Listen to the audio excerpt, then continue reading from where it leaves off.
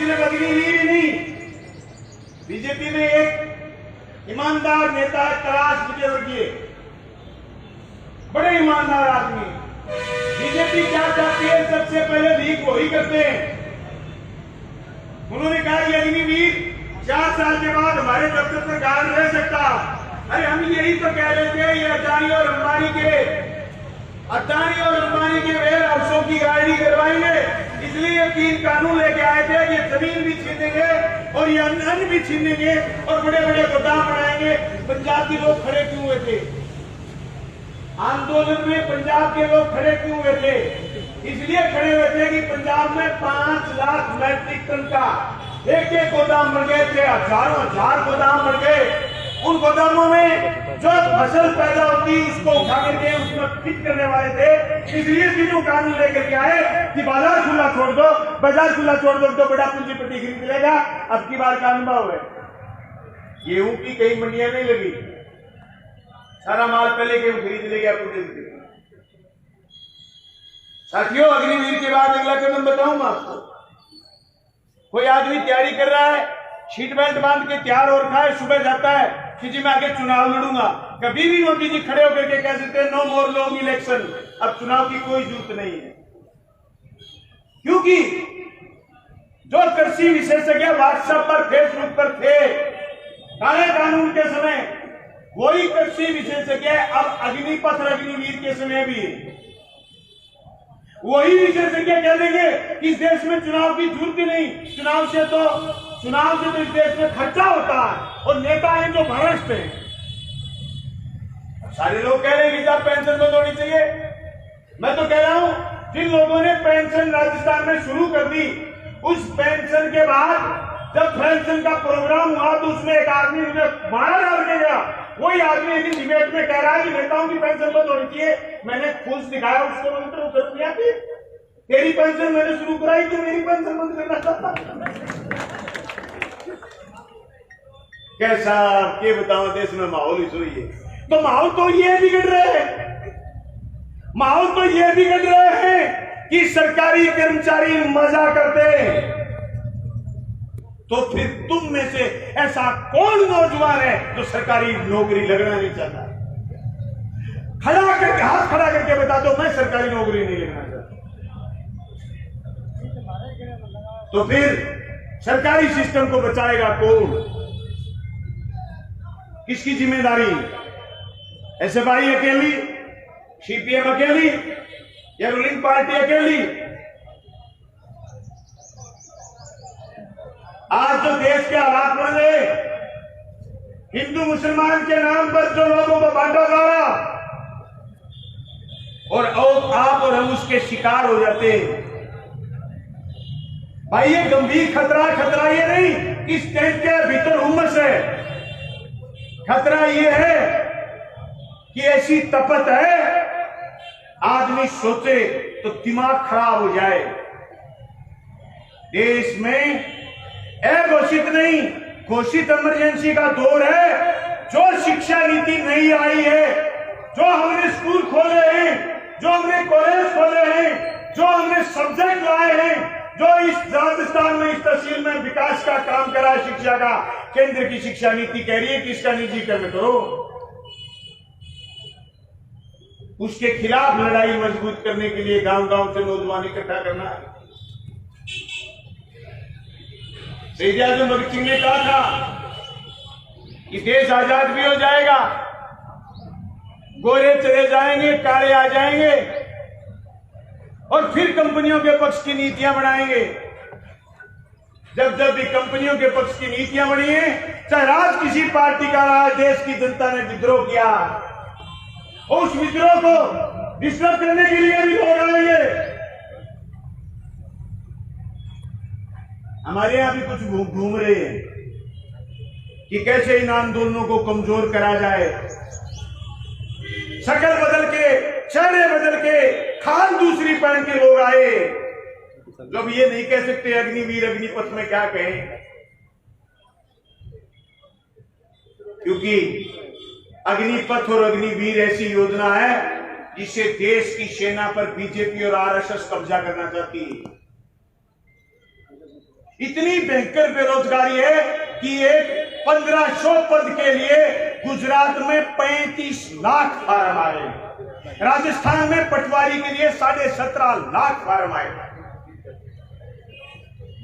अग्निपथ का विरोध भी है, लेकिन वो बेरोजगार जिसके कल की रोटी का प्रबंध नहीं है वो जाके खड़ा होगा वही।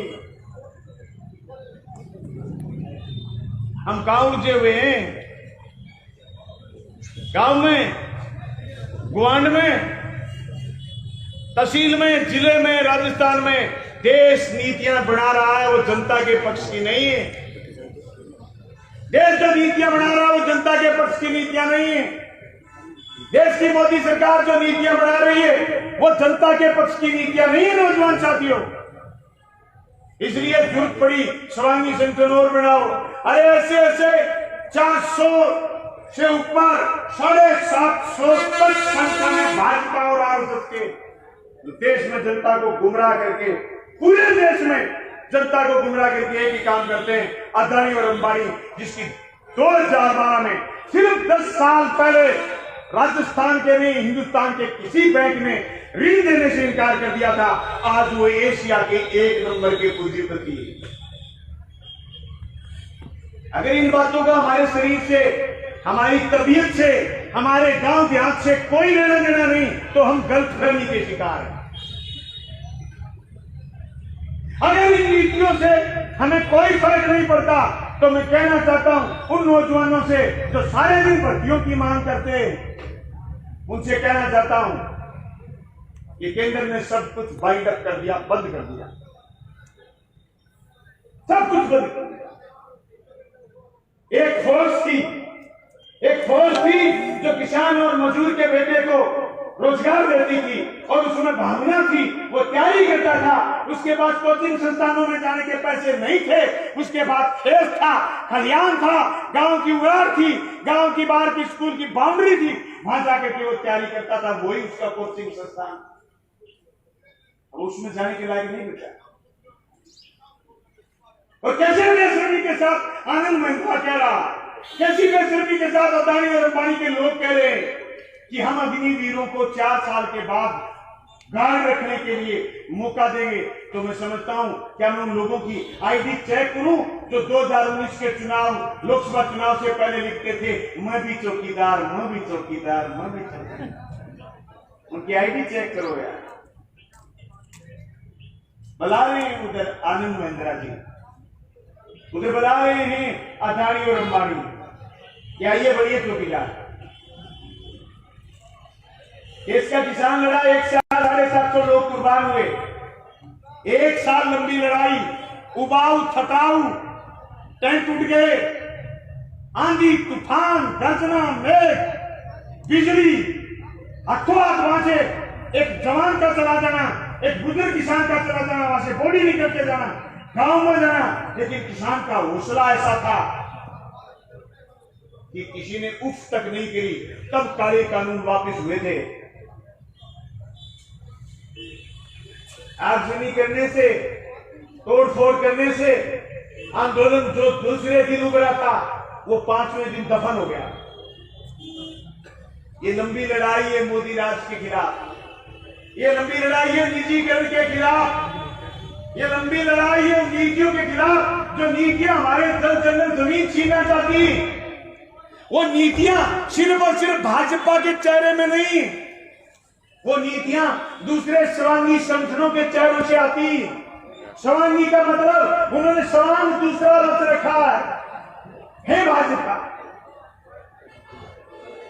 आज देश में राष्ट्रपति का चुनाव आएगा, आपको पता चल जाएगा कितने प्रदेशों की हुकूमतें और कितनी पार्टियां बीजेपी के कैंडिडेट के खिलाफ होंगी। देख लेना। नौजवानों सोचो, हम आपको इसलिए बात करने के लिए बुलाए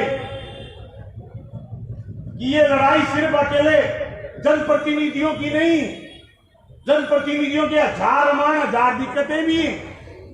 ये लड़ाई अकेले ऐसे भाई के कार्यकर्ता की नहीं, ये लड़ाई उस नौजवान की गांव में जिसको कोई बुढ़ा करके कहीं ले जाए और कहीं जाके किसी का व्रत खुलवाया है। उस नौजवान को जगाने की नशा पैर बसा रहा, आए दिन चिट्टे वालों के खिलाफ कार्रवाई होती, आए दिन पोस्ट पकड़े जा रहे, बेरोजगार पता नहीं किस आलम से गुजर रहा, और हम सिर्फ और सिर्फ सवाल दूसरों से करें। नहीं, हम आपको मुख्य धारा में खींच के लाए। आइए आप संगठन में, आइए आप संघर्षों में, सवाल आपसे भी हो, सवाल हमसे भी हो, हम मिल करके हुकूमतों से सवाल करें। हमने राजस्थान की विधानसभा में भी करे हैं, हमने मोदी सरकार से भी सवाल करे हैं। उन सवालों का दम है कि हम भादरा के एक एक स्कूल, एक एक कॉलेज, एक एक सड़क और एक एक नहर के लिए बजट स्वीकृत करा के लाए। ये आपकी दीनी ताकत और आपके सवालों की ताकत थी, उस ताकत को आगे बढ़ाना चाहते हैं।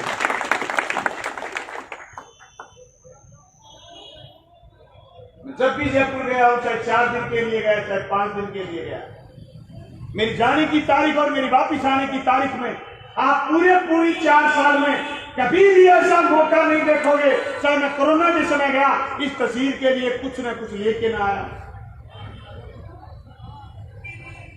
अब की बार गया ITI कॉलेज के 10.5 करोड़, पिछली बार गया जोगिवाड़ा कॉलेज के 4.5 करोड़, एग्रीकल्चर कॉलेज के। अब की बार जाऊंगा 14 बिरानी गांव की नहर की अधिसूचना और मुख्यमंत्री का प्रोग्राम साथ लेकर के आऊंगा। ऐसी कोई सड़क नहीं बची जिसका पैसा स्वीकृत नहीं हो गया, ऐसी कोई सड़क नहीं बची। गांव की सड़क बची है, दावे के साथ कह रहा हूं नौजवानों, 6 महीने के बाद निरुत्तर नहीं रहने दूंगा। ये तो 10 करोड़ में काली हो जाएंगी सारी गांव की सड़क, 10 करोड़ में मात्र। मुझे नहर के लिए 300 करोड़ चाहिए थे, मुझे कॉलेजों के लिए 10-10, 20-20 करोड़ चाहिए थे, इसलिए मैंने पहले सड़क नहीं मांगी। हो सकता है आखिरी में तुम्हारा ध्यान दूसरी जगह जाता हो, तुम्हें तकलीफ हुई हो, लेकिन इस तहसील की नहरों को, खाड़ों को बड़ी भारी तकलीफ थी। मैं नौजवान साथियों से कहना चाहता हूं, इस चौक में माइक में, इस विधानसभा में माइक में वही लोग बोल सकते हैं जो लोग यहां बात करें वही बात वहीं करें। नहीं, लंबे समय विधानसभा का माइक कोई पकड़ने नहीं देते। मैं पहली बार गया हूं, 7 बार गए हुए विधायक को रोक देता हूं, समझा झूठ बोल रहा है तू, मेरे को अभी तक किसी ने नहीं रोका। अभी थोड़े दिन पहले राज्यसभा का चुनाव हुआ, ये तो जी न्यूज सारे दिन नफरत फैलाता, जिसने किसान आंदोलन में ऐसी बेइज्जती करी किसान की, हमारी शहादत को बिसराया उस बेईमान के चैनल ने। वो आया जैसे हरियाणा में बन गया था राज्यसभा का मेंबर, राजस्थान में भी आया। ये राजस्थान की मिट्टी का गौरव है, ये भादरा की मिट्टी का गौरव है।